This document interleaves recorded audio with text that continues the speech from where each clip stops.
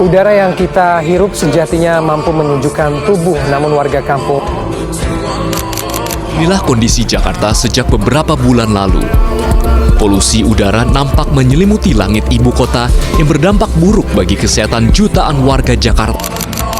Persoalan sampah masih menjadi isu krusial di Indonesia, terlebih sampah plastik.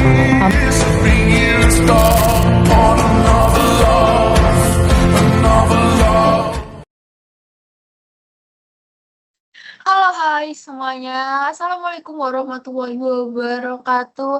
Salam, Om Swastiastu, Namo Buddhaya, dan juga salam kebajikan bagi kita semua. Apa kabar semuanya? Semoga kita semua dalam keadaan sehat walafiat ya. Jadi, oh ya, aku mau nanya, kita semua pasti sering ya belanja online kan? Pesan barang hari ini, biasanya tiba-tiba udah sampai. Tapi kalian pernah nggak sih kepikiran berapa banyak polusi dan juga sampah kemasan yang dihasilkan cuma dari satu paket kecil, tapi kemasannya itu bertumpuk-tumpuk, kemasan plastik khususnya. Nah ini nih, masalah yang sering kita lupa, tapi dampaknya tuh besar loh, besar bagi kita maupun bagi lingkungan sendiri. Dan disinilah hubungannya dengan materi yang bakal kita bahas hari ini, yaitu Green and Reverse Logistic.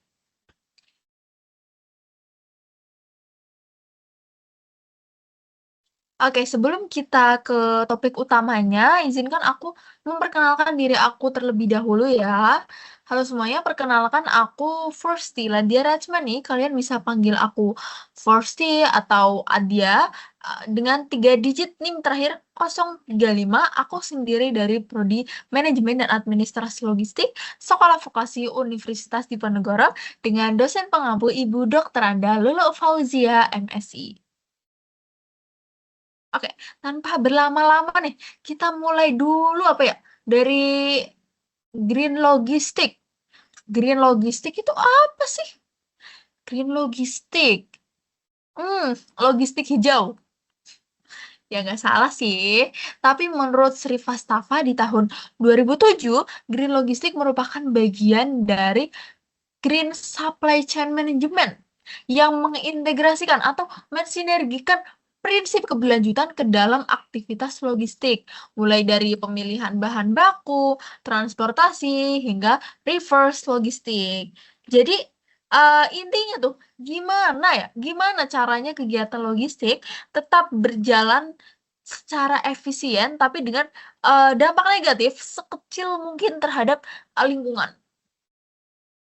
Ada beberapa tujuan dari green logistik nih. Yang pertama itu mengurangi emisi karbon dari transportasi. Nah, dari transportasi itu kan ada penyumbang besar emisi gas rumah kaca, terutama truk dan juga pesawat pengangkut barang. Jadi misalkan semakin efisien pergerakan barang, semakin kecil juga emisi yang kita keluarkan. Nah, yang kedua itu menghemat energi dan bahan bakar. Nah, tadi nih, kalau transportasi dan penyimpanan barang bisa dilakukan lebih efisien, otomatis konsumsi energi bisa lebih ditekan. Misalnya nih, dengan optimalisasi rute atau kita bisa memakai solar panel di gudang.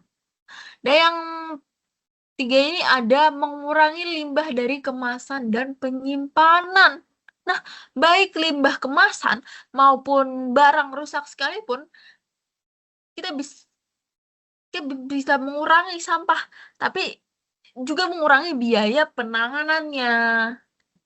Ada beberapa contoh nih dari green logistik, seperti penggunaan pengiriman kendaraan listrik. Biasanya itu untuk last mile delivery. Terus ada pengemasan ulang dengan bahan daur ulang. Dan penggunaan sistem digital untuk mengatur rute distribusi agar bisa hemat bahan bakar. Next, kita lanjut ke dampak aktivitas logistik. Kenapa ya? Kenapa sih green logistik ini penting? Nah, karena kenyataannya kegiatan logistik tuh masih menimbulkan banyak dampak negatif terhadap lingkungan. Seperti transportasi menjadi penyumbang besar emisi karbon. Kayak tadi, truk, kapal, terus pesawat logistik kan menghasilkan CO2 yang jumlahnya tuh besar. Semakin sering dan jauh pergerakan barang, semakin besar juga dampaknya. Yang kedua ini ada banyak plastik sekali pakai. Kayak yang udah aku singgung tadi, kita kan sering menerima paket kecil dengan lapisan plastik atau bubble wrap-nya itu yang segunung nih, menumpuk. Nah ini nih, mempercepat penumpukan sampah di TPA. Bisa-bisa kita jadi gunung sampah. Dan terakhir ini ada gudang boros energi. Gudang itu kan besar ya, belum di dalamnya tuh ada sistem pendingin, penerangan yang banyak, dan juga operasi mesin butuh daya listrik yang sangat besar. Nah, kalau hal ini tidak dikelola dengan baik, konsumsi energi meningkat secara drastis. Jadi, green logistik itu upaya untuk memperbaiki pola yang selama ini kurang ramah lingkungan. Oke, next kita ke prinsip dan strategi. Lalu gimana penerapannya di lapangan? Nah, ini ada beberapa prinsip dan strategi dari green logistik. Yang pertama itu udah efisiensi energi. Kita bisa mengganti armada konvensional dengan kendaraan hemat energi atau listrik. Misalnya nih, biofuel. Nah, selain lebih ramah lingkungan, biaya operasional jangka panjang juga bisa kita tekan. Yang kedua, ada optimalisasi rute. Kita bisa menggunakan teknologi tracking agar perjalanan jadi lebih pendek dan juga efisien. Nah, semakin singkat perjalanan, semakin kecil juga emisi dan juga biayanya. Tiga, ada kemasan ramah lingkungan. Nah, kita bisa mengganti bubble wrap plastik tadi dengan kertas daur ulang atau material biodegradable. Yang keempat ini ada digitalisasi proses. Nah, dalam pencatatan, kita bisa menggunakan e-dokumen agar kita tidak boros kertas dan juga mempercepat proses. Dan terakhir ada kolaborasi. Nah, perusahaan bisa bekerja sama nih dengan mitra yang juga menerapkan prinsip keberjanjian. Karena sejatinya sustainability itu kan nggak bisa kita capai sendirian. Next, kita masuk ke sustainable supply chain management. Nah, semua konsep tadi sebenarnya masih berada di dalam payung besar yang disebut Sustainable Supply Chain Management. Nah, apa sih SSCM itu? Nah, SSCM adalah pengelolaan rantai pasok yang mengintegrasikan aspek-aspek dalam setiap aktivitas supply chain. Nah, menurut Carter and Rogers sendiri di tahun 2008, SSCM bertujuan untuk menciptakan operasi yang efisien, sekaligus bertanggung jawab secara lingkungan dan juga sosial, sehingga perusahaan dapat berkelanjutan dalam jangka panjang. Nah, ini ada beberapa 3 pilar SSM. Yang pertama ada ekonomi, lingkungan, dan juga sosial. Nah, ekonomi sendiri mengefisiensi biaya dan juga kinerja operasional. Jadi, operasional harus tetap efisien dan menghasilkan keuntungan. Yang ke lingkungan, kita bisa mengurangi emisi dan juga limbah. Bisa mengurangi polusi, limbah, dan juga penggunaan sumber daya yang berlebihan. Sosial, dan perlindungan tenaga kerja dan juga masyarakat, ya, menjaga kesejahteraan masyarakat dan juga pekerja, dan memperhatikan dampak-dampak apa nih yang terjadi terhadap masyarakat sekitar.